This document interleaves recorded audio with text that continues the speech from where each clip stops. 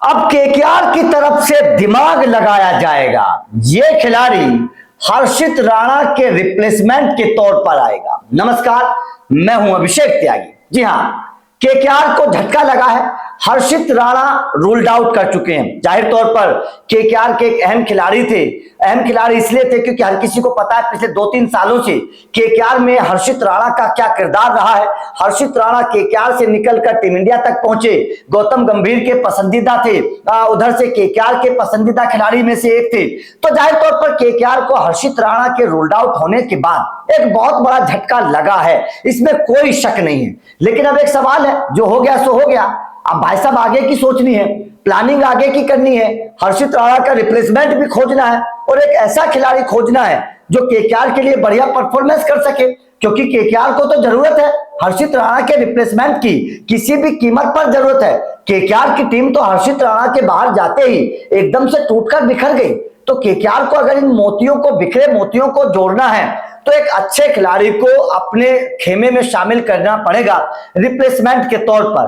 अब जाहिर तौर पर केकेआर की नजर वैसे तो कई सारे खिलाड़ियों पर है, लेकिन कुछ खिलाड़ी ऐसे हैं जिन खिलाड़ियों की इस वक्त बड़ी चर्चा हो रही है और ये कहा जा रहा है कि भाई साहब ये खिलाड़ी केकेआर के लिए कारगर साबित हो सकते हैं। अब केकेआर की नजर कौन कौन से खिलाड़ियों पर है हर्षित राणा के रिप्लेसमेंट के तौर पर, यह समझना बेहद जरूरी है। और सबसे बड़ी बात यह है कि हर्षित राणा के रिप्लेसमेंट के तौर पर जो खिलाड़ी आएगा, ऐसा लगता है जो केकेआर के मैनेजमेंट के हिसाब से जो खबरें सामने आ रही हैं कि वो खिलाड़ी प्लेइंग 11 में खेलेगा। वो खिलाड़ी प्लेइंग 11 में खेलेगा तो मतलब साफ है कि केकेआर कोई कमी नहीं छोड़ना चाहती। केकेआर ऐसे खिलाड़ी को लेना चाहती है जिस खिलाड़ी के अंदर दम हो, पोटेंशियल हो, विकेट चटकाने की कला हो और जो खिलाड़ी बेहतर परफॉर्मेंस कर सकता हो, ऐसे खिलाड़ी के बारे में केकेआर सोच रही है। अब ऐसे में 4-5 खिलाड़ियों के ऊपर केकेआर की नजर है। अब देखिए, सबसे बड़ी बात तो यह है क्योंकि हर्षित राणा इंडियन खिलाड़ी हैं, तो हर्षित राणा के रिप्लेसमेंट के तौर पर भी केकेआर को किसी इंडियन खिलाड़ी के ऊपर दाव लगाना पड़ेगा। मतलब हर्षित राणा तेज गेंदबाज है और इंडियन खिलाड़ी हैं, तो क्या हर्षित राणा के रिप्लेसमेंट के तौर पर कोई तेज गेंदबाज और इंडियन खिलाड़ी ही केकेआर को लेना होगा। अब ऐसे में कौन कौन से खिलाड़ी हैं, चलिए उन पर एक बार नजर दौड़ा लेते हैं। कौन कौन से खिलाड़ी हैं, तो सबसे पहला जो नाम है इस लिस्ट में, आखिर तक बने रहिएगा, आप भी कमेंट करके बताइएगा कि आपके हिसाब से कौन सा गेंदबाज होना सही है। सबसे पहले चेतन सकारिया का नाम आ रहा है, क्योंकि आईपीएल 2025 में जब उमरान मलिक रूल्ड आउट हुए थे तब उनके रिप्लेसमेंट के तौर पर चेतन सकारिया को ही केकेआर ने लिया था। तो ऐसे कयास लगाए जा रहे हैं, और चेतन सकारिया अनसोल्ड भी हैं, ऐसे कयास लगाए जा रहे हैं कि शायद केकेआर दोबारा से चेतन सकारिया को ले ले, ऐसे कयास है। और चेतन सकारिया पहले भी केकेआर में रह चुके हैं, केकेआर का मैनेजमेंट उनको जानता है, लेफ्ट आर्म पेसर है, लेफ्ट आर्म पेसर की भी एक कमी खत्म हो जाएगी अगर चेतन सकारिया को लिया जाता है। और चेतन सकारिया एक ऐसे गेंदबाज है जिनके परफॉर्मेंस की बड़ी चर्चा होती रही है, लेकिन उनको उतना तवज्जो मिली नहीं, उतना मौका मिला नहीं है। तो ऐसा शायद हो सकता है कि चेतन सकारिया को केकेआर अपने खेमे में मौका दे दे। तो चेतन सकारिया उन मतलब गेंदबाजों में से एक है, ठीक है। इसके अलावा अगर दूसरे खिलाड़ी की मैं बात करूं तो भाई साहब एक खिलाड़ी है राज्यवर्धन सिंह हैंगरेकर। राज्यवर्धन सिंह हैंगरेकर के बारे में केकेआर सोच रही है, क्योंकि इस खिलाड़ी ने परफॉर्मेंस करके दिखाया। अंडर 19 विश्व कप के फाइनल से इस खिलाड़ी को देख रहे हैं, या फिर जब उसने परफॉर्मेंस किया था। ये खिलाड़ी ऑलराउंडर है, ये गेंदबाजी बल्लेबाजी दोनों करता है। सबसे बड़ी बात यह, हर्षित राणा भी गेंदबाजी बल्लेबाजी दोनों करते थे। इसके पास रफ्तार है, लंबे कद का खिलाड़ी है। अगर केकेआर इसको लेती है और इसको ग्रूम करती है तो ये खिलाड़ी आने वाले वक्त में बहुत कमाल का खिलाड़ी बन सकता है। इस खिलाड़ी के परफॉर्मेंस की बड़ी चर्चाएं डोमेस्टिक क्रिकेट में होती हैं। तो राज्यवर्धन सिंह हैंगरेकर एक ऐसा खिलाड़ी है जिस खिलाड़ी के बारे में सोचा जा रहा है। इसके बाद में एक खिलाड़ी है नागरकोटी, कमलेश नागरकोटी। उसके परफॉर्मेंस की, रफ्तार की बड़ी चर्चा होती है और हाल के डोमेस्टिक सीजन में कमलेश नागरकोटी का परफॉर्मेंस भी ठीक ठाक रहा था।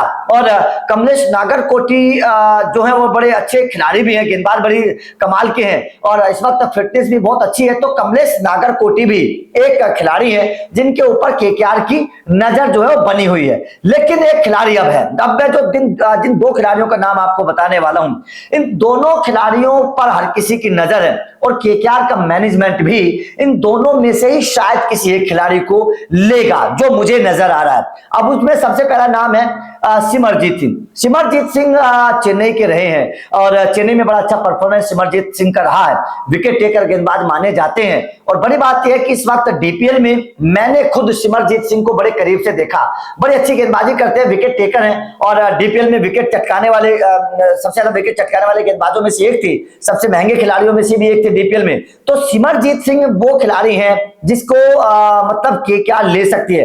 अनसोल्ड आईपीएल 2026 में सिमरजीत सिंह रहे, तो सिमरजीत सिंह के ऊपर दाव लगाया जा सकता है। मुझे ऐसा लगता है कि सिमरजीत सिंह का वो परफॉर्मेंस भी है और परफॉर्मेंस के हिसाब से सिमरजीत सिंह को मौका दिया जाना चाहिए भी, और अच्छे खिलाड़ी भी हैं।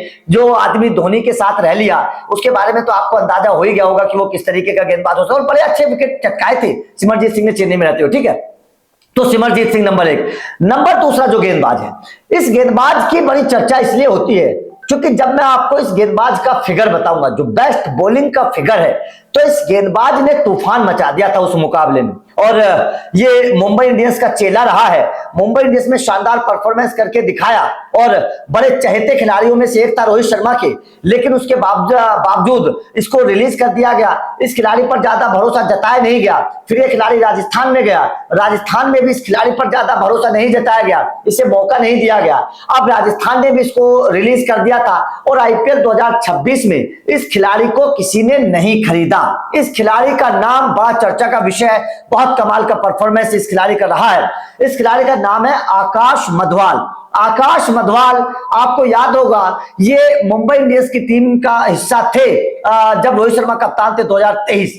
रोहित शर्मा ने इनको लखनऊ सुपर जायंट्स के खिलाफ मैदान में उतारा, 2023 की बात है, और लखनऊ सुपर जायंट्स के खिलाफ आकाश मधवाल ने ऐसा तूफान मचाया था कि अपने दम पर लखनऊ को तहस नहस कर दिया था। आकाश मधवाल ने इस सेंसेशनल फिगर क्या है पता है, 5 विकेट 5 रन लेकर, सोचेगा 5 रन देकर 5 विकेट लेना, ये किसी गेंदबाज की काबिलियत को बताता है और ये आकाश मधवाल की काबिलियत है। इसीलिए आकाश मधवाल एक ऐसे अनकैप्ड फास्ट बॉलर है हाल के दिनों में जिसकी इस वक्त बड़ी चर्चा होती है, और डोमेस्टिक सीजन में आकाश मधवाल का परफॉर्मेंस बड़ा अच्छा रहा, लेकिन आकाश मधवाल को वो भरोसा मिलता नहीं है जिस भरोसे की जरूरत है उनको। और केकेआर का मैनेजमेंट भी आकाश मधवाल के बारे में सोच भी रहा है, क्योंकि इस वक्त सोशल मीडिया पर आकाश मधवाल की तस्वीरें तैरने लगी हैं, आकाश मधवाल की चर्चाएं होने लगी हैं, और ये कहा जाने लगा है कि आकाश मधवाल को अगर केकेआर का खेमा ले ले तो केकेआर की गेंदबाजी मजबूत हो जाएगी और ये खिलाड़ी प्लेइंग 11 में खिलाने लायक है। जिस तरीके की गेंदबाजी ये करता है, जिस तरीके से इसने 5 रन देकर 5 विकेट लिए थे लखनऊ सुपर जायंट्स के खिलाफ, वो मुकाबला मुझे अभी भी याद है, तूफान मचा दिया था, अपने दम पर लखनऊ को तहस नहस आकाश मधवाल ने कर दिया था। तो अगर किसी गेंदबाज के पास ऐसे फिगर हैं तो भाई साहब वो काबिले तारीफ है, और मुझे ऐसा लगता है कि शायद आकाश मधवाल के पीछे ही केकेआर जाएगी और आकाश मधवाल से शायद केकेआर के मैनेजमेंट की बातचीत भी शुरू हो चुकी होंगी हर्षित राणा के रिप्लेसमेंट के तौर पर। तो आप हर्षित राणा के रिप्लेसमेंट को कैसे समझते हैं? आपके हिसाब से क्या केकेआर को कितना बड़ा झटका है और रिप्लेसमेंट के तौर पर कौन सा गेंदबाज आना चाहिए? कमेंट करके अपनी राय जरूर दीजिएगा।